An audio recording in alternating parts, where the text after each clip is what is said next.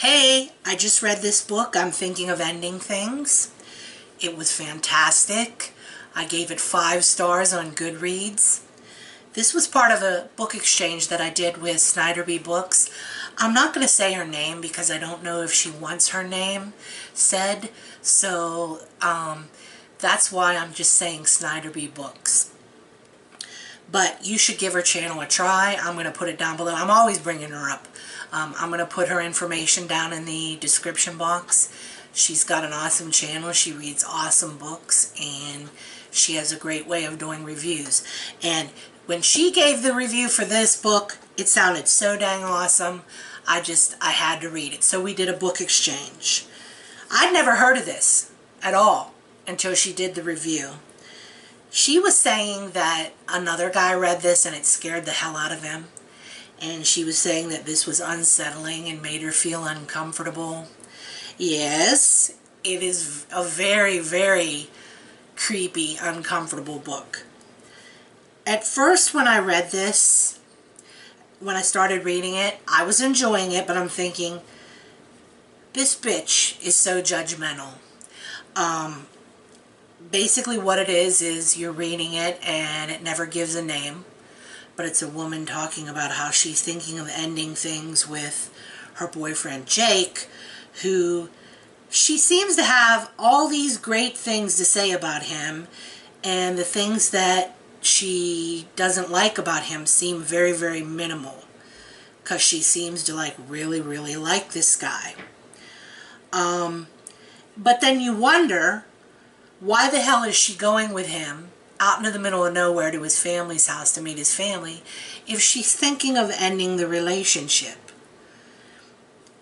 And this, oh, and by the way, this cover, all this snow, this cover isn't exactly like a scene in the book. Not really. There are things missing from it.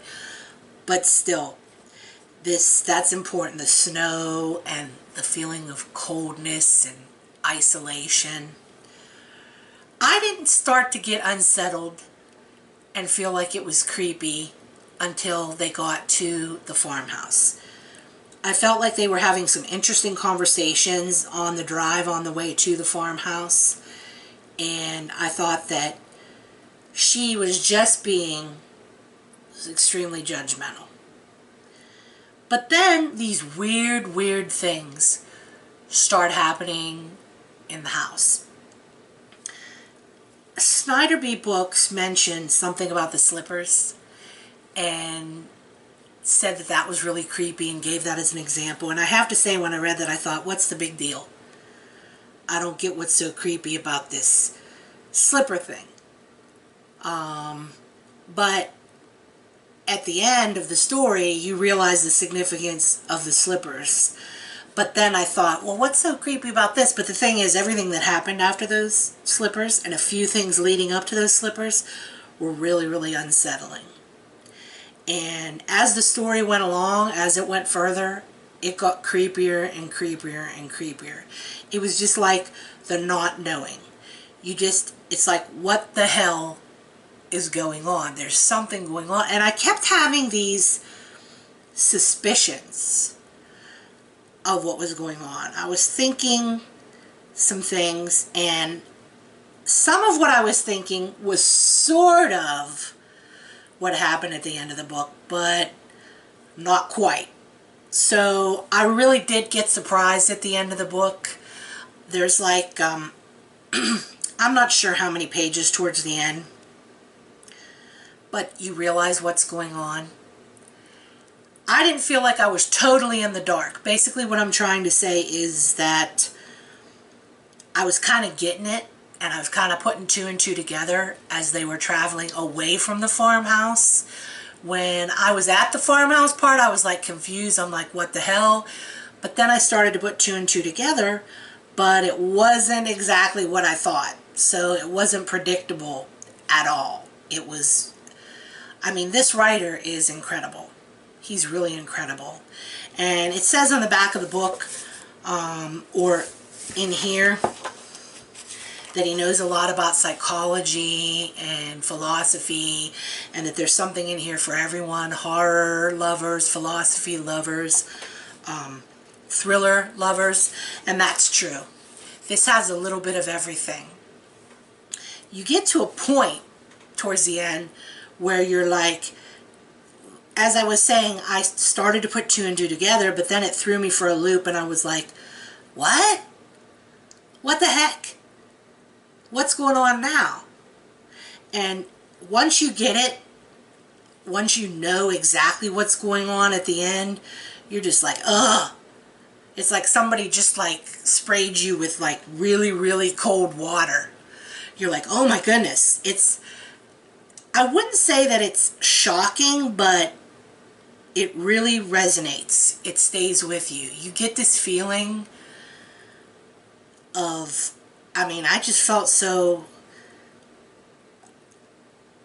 not confused. I wouldn't say confused, but I was like, oh, I get what some people were thinking in here, but then, oh my goodness, that's extreme. So many different emotions, and I'm struggling now to explain these things to you because I want this to be spoiler free. I want you to read for yourself and find out what happens at the end. But it does stay with you. It's staying with me even now as I'm talking to you. It's something that I thought about before I went to sleep last night. I want to discuss it. I'm going to get with Snyder B. Books, and I'm going to try to do the discussion questions with her if she will, if she's willing to, because I so want to talk about this book with somebody that's already read it so that I don't spoil it. I'm just dying to say so many things about this book, but that wouldn't be fair to you guys. I'm telling you, I highly recommend this. Try to get this. I'm Thinking of Ending Things by Ian Reid.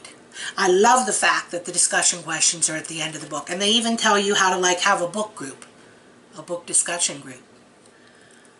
So it's an international bestseller too, but I've never heard of it.